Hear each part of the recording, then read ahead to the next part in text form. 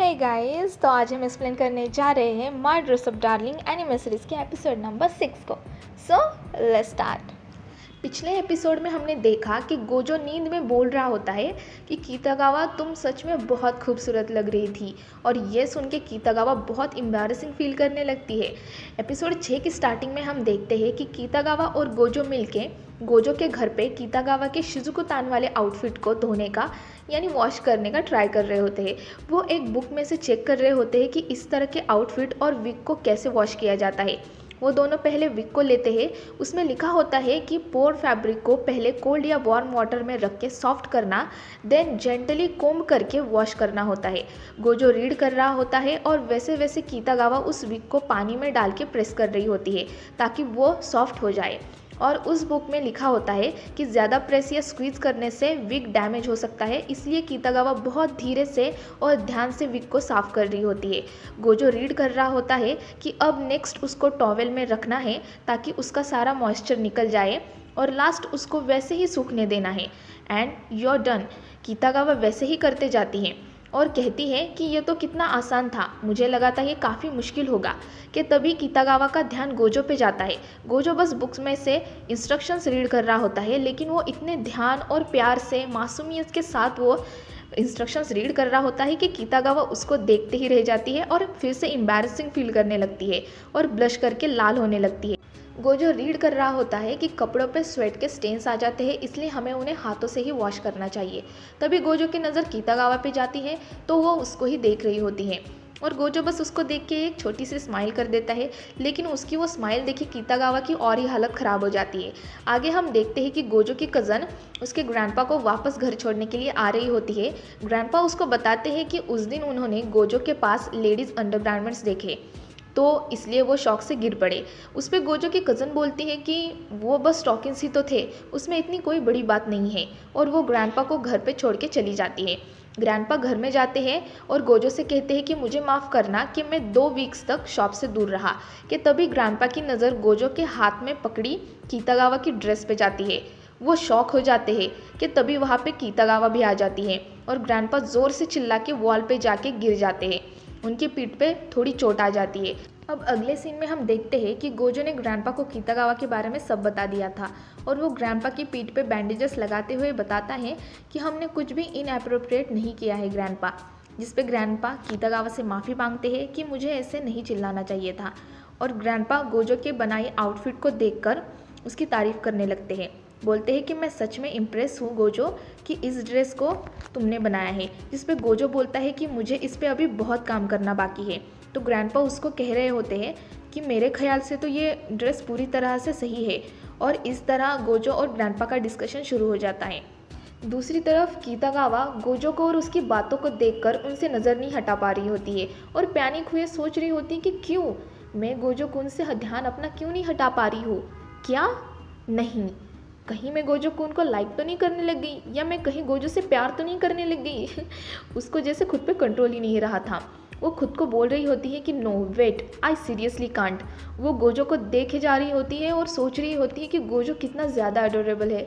Oh my God, I love Gojo कुन। कीतागावा को समझ नहीं आ रहा होता है कि चल क्या रहा है। कीतागावा बोलती है कि ये कितनी खतरनाक फीलिंग है। वो इतना रोक रही है, फिर भी खुद को ब्लश करने से रोक नहीं पा रही है। कि तभी कीतागावा के स्टमक से एक आवाज़ आती है, जो मोस्टली स्टमक खाली होने पे निकलती है, और उसको सुन के गोजो कुन बोलता है कि कीतागावा क्या तुम्हें भूख लगी है। उस पर ग्रैंडपा बोलते हैं कि क्यों ना तुम आज हमारे यहाँ ही डिनर करने के लिए रुक जाओ। कीतागावा भी उनका कहने मान जाती है और वहाँ पे रुक जाती है। वो तीनों साथ में डिनर करने लगते हैं। कीतागावा गोजो से कहती है, गोजो तुम कितना टेस्टी खाना बनाते हो, तुम तो गॉड हो, तुम सच में सब में ही माहिर हो। जिस पे गोजो बोलता है कि इसमें इतनी इम्प्रेस होने वाली कोई बात नहीं है, क्योंकि मेरे पेरेंट्स जल्दी गुजर गए थे, इसलिए मैं खुद से खाना बनाता हूँ। ये सुन के कीतागावा बोलती है कि फिर तो हम दोनों एक जैसे ही हैं।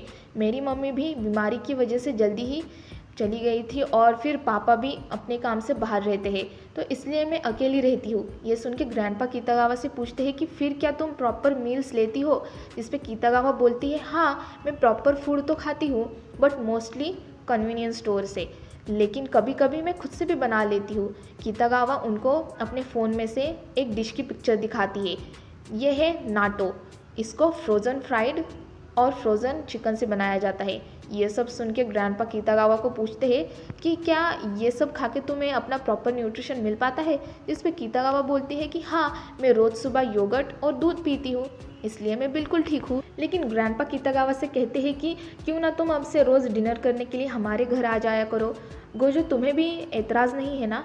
तो उस पर गोजो बोलता है कि बिल्कुल नहीं कीतागावा सान, तुम यहाँ रोज़ डिनर करने के लिए आ सकती हो, मुझे कोई दिक्कत नहीं है। अब नेक्स्ट सीन में हम देखते हैं कि गोजो कुन डिनर के बाद कीतागावा को स्टेशन तक छोड़ने जाता है और कीतागावा जाते वक्त गोजो से कहती है कि मुझे तुम्हारे ग्रैंडपा से बात करके बहुत अच्छा लगा, सच में। वो गोजो को बाय नहीं बोल पा रही होती है और गोजो को सी यू बोल के वहाँ से चली जाती है। कीतागावा ट्रेन में खड़े खड़े सोच रही होती है कि मुझे ऐसी अजीब सी फीलिंग क्यों आ रही है गोजो को उनके बारे में।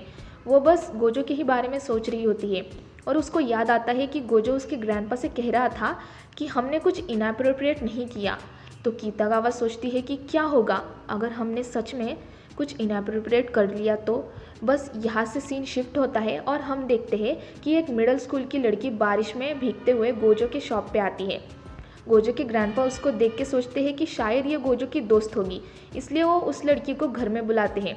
गोजो घर पे आता है तब ग्रैंडपा उसको बोलते हैं कि मैं बाहर जा रहा हूँ, तुम्हारी एक फ्रेंड तुम्हारा वेट कर रही है।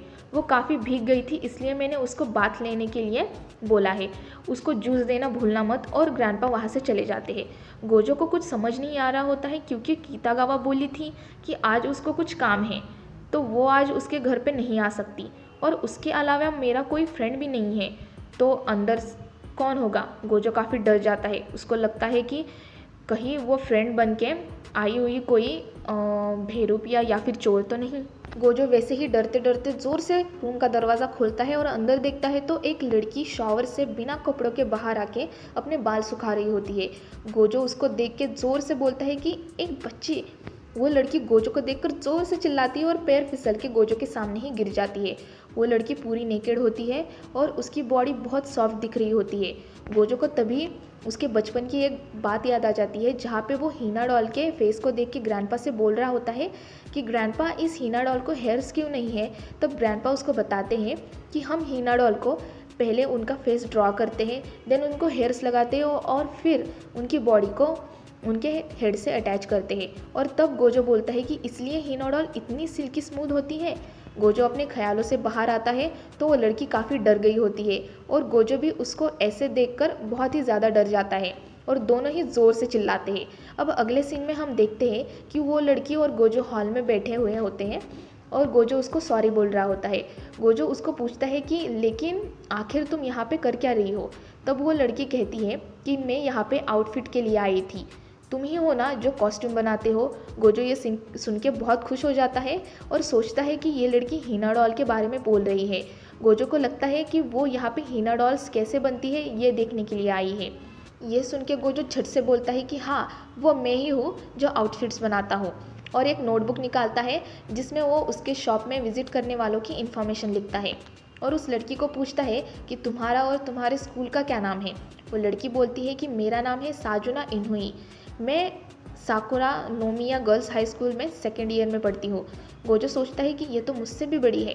साजुना गोजो से कहती है कि और तुम। गोजो बोलता है कि मेरा नाम है वाकाना गोजो, मैं हाई स्कूल में फर्स्ट ईयर में हूँ। साजुना बोलती है कि यहाँ तो काफ़ी अलग अलग टाइप्स की हीना डॉल्स है। गोजो बोलता है कि ये इसलिए क्योंकि हम कुछ मॉडर्न चीज़ें भी यूज़ करते हैं टाइम के हिसाब से। साजुना उन डॉल्स को काफ़ी पास जाके देखती है, उसको हीना डॉल्स काफ़ी पसंद आती हैं। साजुना बोलती है कि ये डॉल्स सच में कितनी खूबसूरत है, किसी का भी ध्यान खींच सकती है। गोजो बोलता है कि हाँ, इसलिए मुझे भी इन डॉल से बहुत प्यार है। कि तभी साजुना गोजो का कॉलर पकड़ती है और बोलती है कि वैसे हम हीना डॉल्स क्यों देख रहे हैं। गोजो बोलता है कि क्योंकि हम हीना डॉल्स की शॉप में हैं। साजुना चिल्लाती है कि वो मुझे पता है, लेकिन मैं कॉस्प्ले आउटफिट की बात कर रही हूँ। साजुना गोजो को पिक्चर दिखाती है, वो पिक्चर होती है कीतागावा की, जिसमें उसने शिजुको तान का कॉस्प्ले आउटफिट पहना होता है और बोलती है कि ये आउटफिट तुमने ही बनाया है ना। तब गोजो बोलता है कि हाँ, लेकिन मैं ये कॉस्प्ले आउटफिट्स बनाने का कोई बिजनेस नहीं करता हूँ। ये सुन के साजुना नाराज़ होकर बोलने लगती है कि तुमने देखा, थोड़ी देर पहले बाथरूम में तुमने मुझे बिना कपड़ों के देखा है। अगर मैंने तुम्हारी रिपोर्ट लिखवा दी तो तुम अरेस्ट हो सकते हो। ये सुन के गोजो बहुत ज़्यादा डर जाता है। जूजू कहती है कि मुझे आज तक ऐसे किसी ने नहीं देखा है। अगर तुम चाहते हो कि पुलिस को इस बारे में कुछ पता ना चले तो तुम्हें मेरे लिए यानी जूजू के लिए कॉस्प्ले आउटफिट बनाना होगा। जूजू, ये सुन के गोजो को याद आता है कि ये तो वही कॉस्प्लेयर है जो कीतागावा की फेवरेट है। गोजो को याद आता है कि जब वो कीतागावा के साथ शॉपिंग से लौट रहा था तब कीतागावा ने उसको जूजू के पिक्चर्स भी दिखाए थे और उन दोनों का ये डिस्कशन भी हुआ था कि जूजू काफ़ी यंग दिख रही थी, जैसे कि मिडिल या फिर ग्रेड स्कूल में हो। और तब गोजो को समझता है कि ये वही क्लासपेयर जूजू है। वो जूजू से यानी साजुना से कहता है कि लेकिन तुम्हें कैसे पता चला कि वो शिजुको तान वाला आउटफिट मैंने बनाया था और मेरा एड्रेस कैसे मिला। तब जूजू बताती है कि एक गर्ल के कॉस्प्ले आउटफिट में फ़ोटोज़ वायरल हो रहे थे, मैंने वो देखे तो उस लड़की ने ट्वीट किया था कि वो कॉस्प्ले इवेंट में जाने वाली है, इसलिए मुझे वो आउटफिट बहुत पास से देखना था, इसलिए मैं भी उस इवेंट में ज्वाइन हो गई थी और मैं तुम दोनों का पीछा कर रही थी। तब मुझे ट्रेन में पता चला तुम दोनों की बातों से कि वो आउटफिट तुमने बनाया है और वैसे ही तुम्हारा पीछा करते करते मैं तुम्हारे घर तक आ गई थी। और वो इन सब के लिए गोजो से माफ़ी मांगती है क्योंकि उसने उन दोनों का पीछा किया था। तभी गोजो देखता है कि उसने कीतागावा को मैसेज किया था कि वो आज डिनर के लिए घर आने वाली है क्या। नहीं, उस पर कीतागावा बोलती है कि हाँ मैं डिनर के लिए आने वाली हूँ और तुम जो भी बनाओगे गोजो को मुझे चल जाएगा, मैं काम ख़त्म होते ही जल्दी आ जाऊँगी। और यहाँ से सीन शिफ्ट होता है और कीतागावा गोजो के घर आती है और जूजू को वहाँ देखकर शॉक हो जाती है। गोजो बोलता है कि ये है साजुना और साजुना ज़ोर से चिल्लाती है कि मेरा रियल नाम मत लो। कीतागावा तो जूजू को देखकर पागल ही हो जाती है। वो टेबल पे चढ़ के जूजू के बहुत पास जाके उसको बोलने लगती है कि क्या तुम्हारा रियल नाम साजुना है? कितना क्यूट है। मेरा नाम है कीतागावा और मैं सच में तुम्हें बहुत पसंद करती हूँ। कीतागावा रुकने का नाम नहीं ले रही होती है और बोलती है कि तुम रियल में कितनी प्रिटी हो, तुम्हारी स्किन कितनी फ्लॉलेस है, वो तुम्हारे बाल, वो जूजू की तारीफ़ करते हुए रुक नहीं रही होती है। तभी गोजो कीतागावा को बताता है कि एक्चुअली जूजू ने तुम्हारे पिक्चर्स देखे थे इसलिए वो यहाँ पे आई है।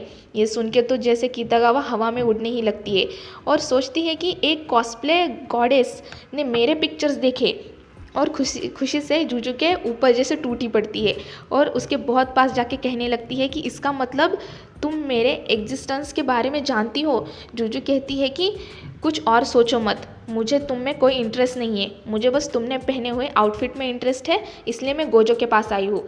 लेकिन कीतागावा बस उसकी आंखों में देखती रहती है और बोलती है कि तुम्हारी आंखें कितनी बड़ी और कितनी क्यूट हैं। फिर वो तीनों बैठकर बात करने लगते हैं। जूजू कहती है कि गोजो, मैं चाहती हूँ कि तुम मेरे लिए शिवॉन निकाइडो की ब्लैक लिली आउटफिट बनाओ।